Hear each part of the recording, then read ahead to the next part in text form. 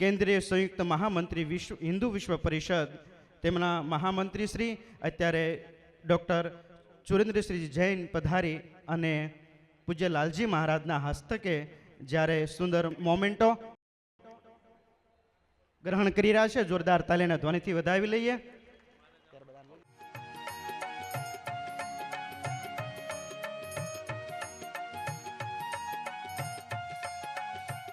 बोलो स्वामी नारायण भगवान की.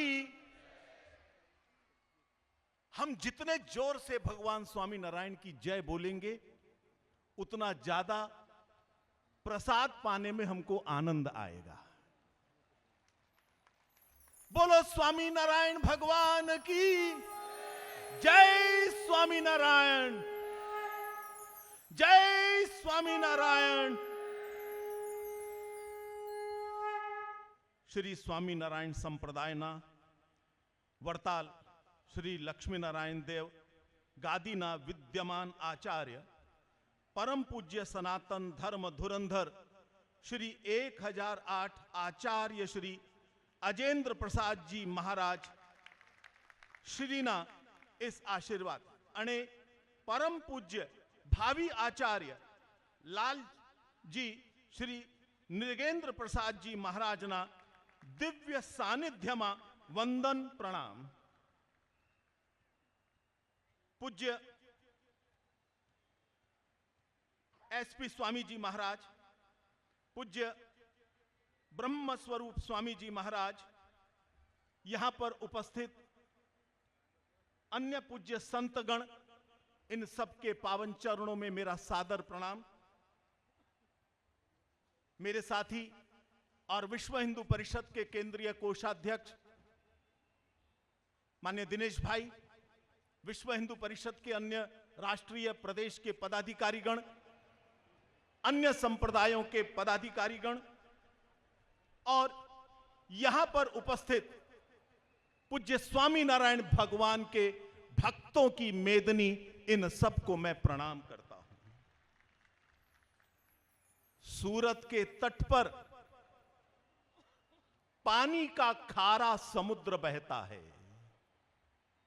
लेकिन आज सूरत के बीच में भक्ति और आस्था का मीठा समुद्र लहलहा रहा है.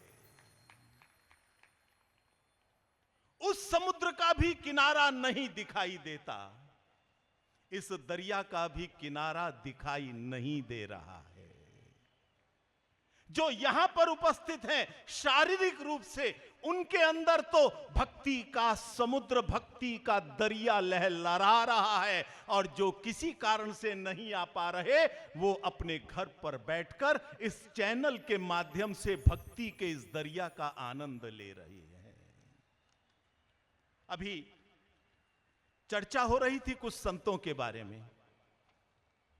महाराज साहब, मैं अगर ये कहूं कि स्वामी नारायण संप्रदाय के सभी संत भी हैं और सेनानी भी हैं.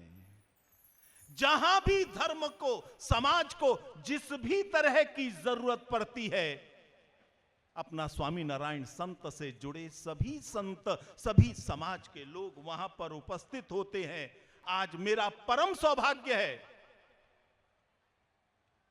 मैं आज इस मंच पर खड़ा होकर पूज्य लाल जी महाराज का आशीर्वाद प्राप्त कर रहा हूं.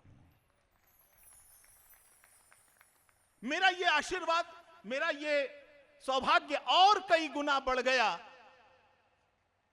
जब मैं भक्ति के सागर के अंदर लहलहाते इस जन समुद्र के भी दर्शन कर रहा हूं. आप सब लोगों को मैं वास्तव में कृतज्ञता के साथ प्रणाम करता हूं. मैं हमेशा शाकोत्सव के बारे में सुनता था. हमारे दिनेश भाई कह रहे थे, मैं दुनिया के किसी भी कोने पर हूं लेकिन शाकोत्सव को कभी नहीं भूलता. मैं यहां पर उस तारीख को जरूर पहुंचता हूं, क्योंकि जो स्वाद आता है, जो आनंद आता है, वो मुझे 56 भोग के अंदर नहीं आता. क्योंकि यहां आनंद केवल शाक का नहीं है, यहां आनंद केवल उस रोटले का नहीं है, यहां आनंद पूज्य संतों के आशीर्वाद का है, यहां आनंद भगवान स्वामी नारायण के आशीर्वाद का है, वो कहीं नहीं मिल सकता। और 200वां पर्व, द्विशताब्दी समारोह, मैंने कल्पना नहीं की थी कि यह सौभाग्य मुझे कभी इस जीवन में प्राप्त होगा, और आज मुझे प्राप्त हो रहा है। मैं अपने आप को बहुत सौभाग्यशाली समझ रहा हूं। यह शाकोत्सव प्रतीक है सामूहिकता का। चाहे कोई बड़ा राजनेता होगा, चाहे कोई छोटा आदमी होगा, कोई छोटा नहीं, कोई बड़ा नहीं। जो लालजी महाराज के, जो स्वामी नारायण महाराज के दरबार में आ गया, उसकी पहचान केवल उनके भक्त के रूप में है, कोई और नहीं है। और इसलिए सामूहिकता का प्रतीक। छुआछूत बहुत लोग कहते हैं, इसका छुआ खाना, इसका छुआ नहीं खाना। आज कोई छुआछूत नहीं। स्वामी नारायण का दरबार ना जात जाने ना पात, स्वामी नारायण का भात ना जात जाने ना पात। किसी की जाति नहीं, किसी की कोई और वो नहीं, सबकी पहचान केवल उस भक्त के रूप में है। तो सामूहिकता, समता और समरसता का अद्वितीय संगम आज मुझे यहां दिखाई दे रहा है। और जैसा मैंने पहले बताया, इसमें भक्ति और श्रद्धा का रस भी मिला हुआ है। मुझे एक बात आपके सामने व्यक्त करने में कतई संकोच की बात छोड़ दीजिए, बहुत गर्व का अनुभव होता है। मैं एक वाक्य के अंदर प्रयोग करूं, केवल भारत नहीं, संपूर्ण विश्व के अंदर जहां कम वहां भगवान स्वामी नारायण, और जहां भगवान स्वामी नारायण वहां कुछ भी कम नहीं। मुझे पुरानी बातें तो याद नहीं। मुझे याद है उत्तराखंड की विपदा, केदारनाथ की विपदा। हिंदू हृदय सम्राट नरेंद्र मोदी जी उस समय यहां के मुख्यमंत्री हुआ करते थे। ऐसी विपदा उत्तराखंड में शायद पहले नहीं आई होगी, लेकिन वो गुजरात क्या, जो आपत्ति से घबरा जाए, ये आपत्ति का तो मुकाबला करता है, और भाई यदि आपत्ति में हो तो उनके साथ खड़ा होता है। और उस गुजरात में भी स्वामी नारायण संप्रदाय वास्तव में उस आपत्ति के समय पर सबके साथ खड़े थे। दूसरा, महाराज जी, मुझे ध्यान आता है कोविड का पीरियड अभी चल रहा है, समाप्त नहीं हुआ। पूरा देश हतप्रभ था। ऐसा लग रहा था हम महाभारत के युद्ध के मैदान में खड़े हैं। कौन सा बाण किसके आके लग जाएगा, वो छोटा है कि बड़ा है, वृद्ध है कि युवा है, किसी का नहीं मालूम। कौन कहां लुढ़क जाएगा हमको नहीं मालूम था। पूरी दुनिया झुकी पड़ी थी, रास्ता नहीं मिल रहा था। मुझे कहने में गर्व होता है महाराज जी, स्वामी नारायण संप्रदाय हिंदू समाज का पहला धार्मिक संगठन था जिन्होंने आगे खड़े होकर अपने आप को अर्पित कर दिया। हम चाहे मर जाएं, लेकिन मानवता को हम बचा कर रहेंगे। हमारी केंद्रीय टोली एक बार हिंदू संगठनों ने क्या क्या सहयोग किया है उसका हम वृत्त संकलन कर रहे थे। स्वामी नारायण भगवान के 6000 से ज्यादा मंदिर पूरे भारत में नहीं, विदेशों में मिलाकर, उन सब ने जो बजट खर्च किया उसका हमने अनुमान लगाया, किसी भी राज्य सरकार के बजट से वो कहीं ज्यादा बड़ा था। इनकी क्षमता सरकारों से बड़ी क्षमता है। सारी सरकारें इनके सामने नतमस्तक होती हैं, आशीर्वाद प्राप्त करती हैं, सिर्फ इसलिए हर क्षेत्र में इनका सामर्थ्य दिखाई देता है। मंदिर समर्पित कर दिए, कोविड सेंटर बनाइए। लोग बच रहे थे, अपने रिश्तेदारों का हाथ ना लग जाए, दिख ना जाए। और कई बार शुरू में तो लोग फोन करते भी डर रहे थे, कहीं फोन से वायरस ना आ जाए। लेकिन उस समय में स्वामी नारायण मंदिरों के आचार्य खड़े हो गए, धर्मों के हमारे मठाधिपति वो सब खड़े हो गए और उन्होंने कहा आप हमारे मंदिर में आइए, हम सारा कुछ अर्पित करते हैं। हमारे भंडारे में बनता होगा 5,000 का भोजन, अब 50,000 का बनाएंगे, लेकिन किसी कोविड पीड़ित को भूखा नहीं रहने देंगे। केवल आपदा का अवसर नहीं, पूरे विश्व में संस्कारों की रक्षा करना, पूरे विश्व में भक्ति और श्रद्धा को प्रोत्साहन देना, पूरे विश्व में सेवा भाव को आगे बढ़ाना, नर सेवा नारायण सेवा, इसको केवल कहना नहीं, इसको चरितार्थ करके दिखाना, यह वास्तव में इन संप्रदाय का ही प्रताप है। पूज्य लाल जी महाराज जैसे संतों का ही प्रताप है कि ये एक आदर्श पूरे देश के अंदर, पूरे विश्व के अंदर दिखाई दे रहा है। मुझे बताया गया कि आज महाराज साहब राम मंदिर के निर्माण के लिए भी कुछ आशीर्वाद पुष्प पत्र के रूप में देना चाहते हैं।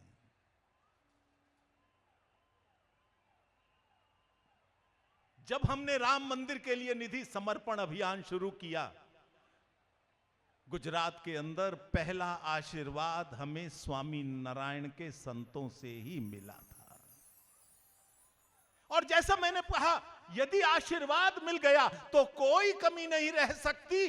आज ये तय हो गया है कि राम मंदिर, भव्य राम मंदिर का निर्माण जो प्रारंभ हो चुका है, नींव से ऊपर आ गया है, अब वो किसी भी अभाव में पूरा होने से पहले रुकने वाला नहीं है।